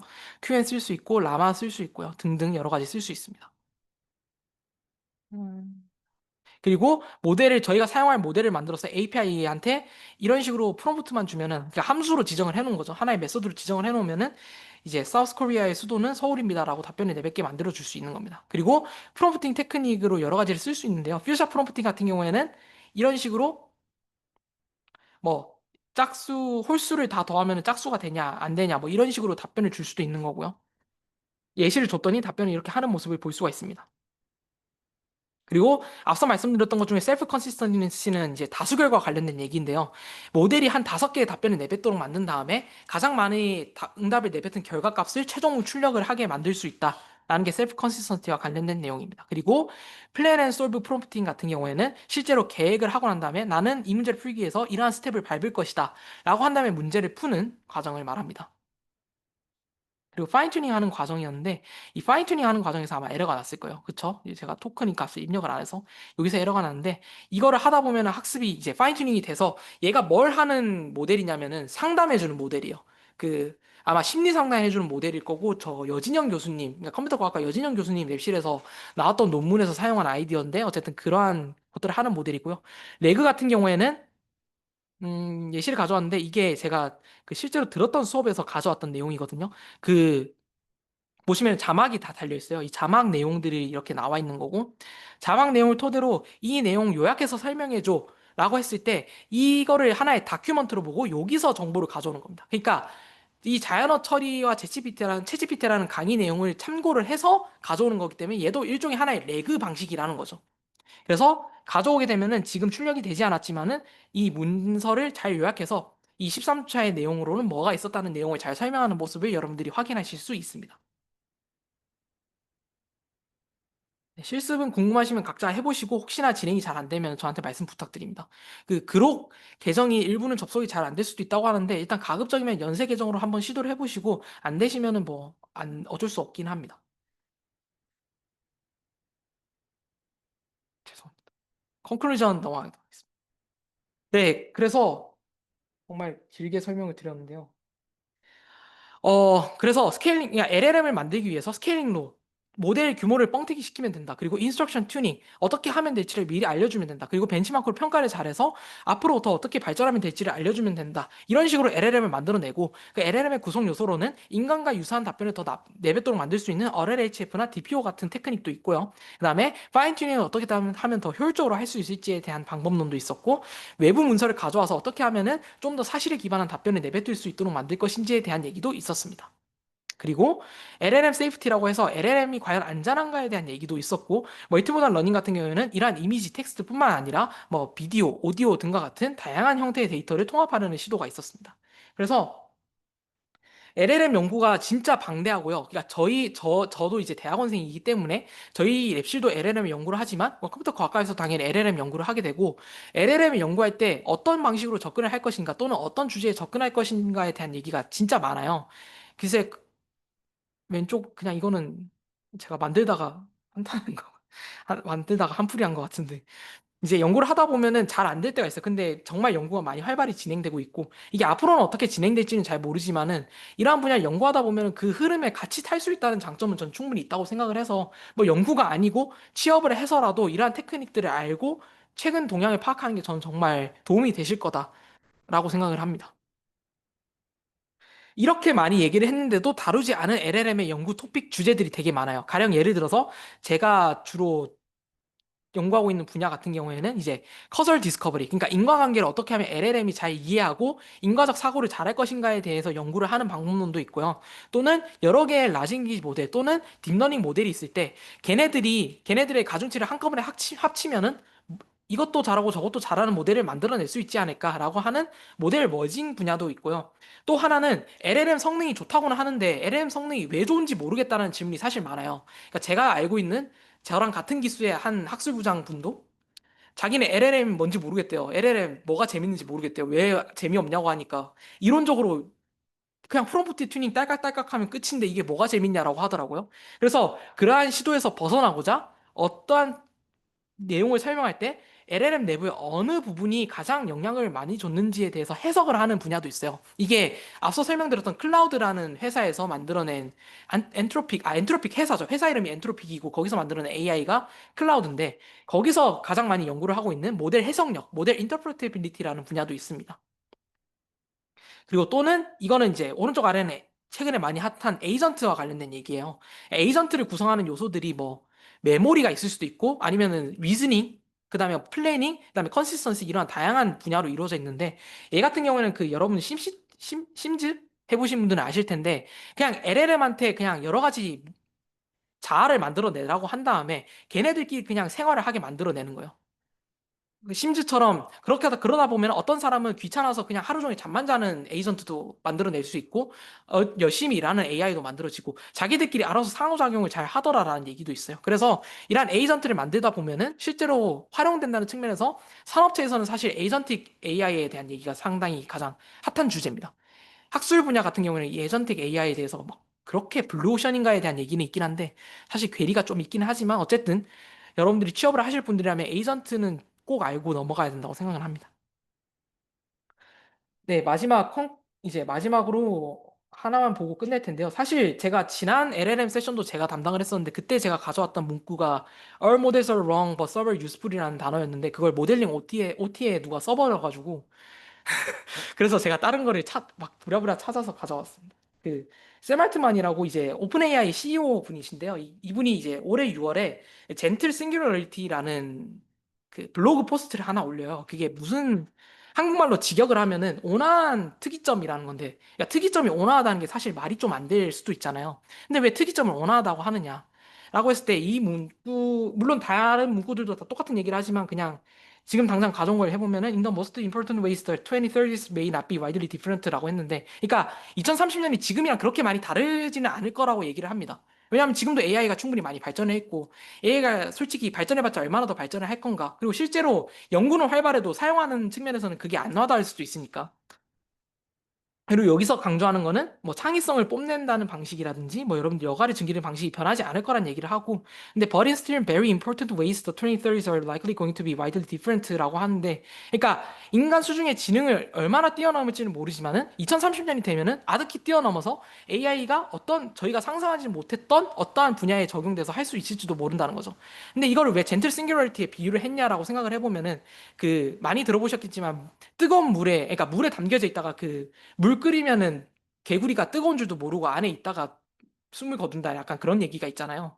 그런 것처럼 저희가 이미 있는 지점 자체가 많이 변화하고 있는 시점 위에 놓여져 있지만은 AI가 이미 변화되고 있는 시점을 많이 겪어왔기 때문에 그게 그렇게 심각한지는 잘 못 느끼고도 있고 그게 그렇게 반감이 들지도 않은 상태에서 그냥 흘러가는 대로 살고 있는 시점이다. 근데 분명한 것은 그 앞으로도 많이 변하는 시점에 그 한가운데 우리가 놓여져 있다라는 것을 샘 알트만이 좀 강조를 하고 있고요.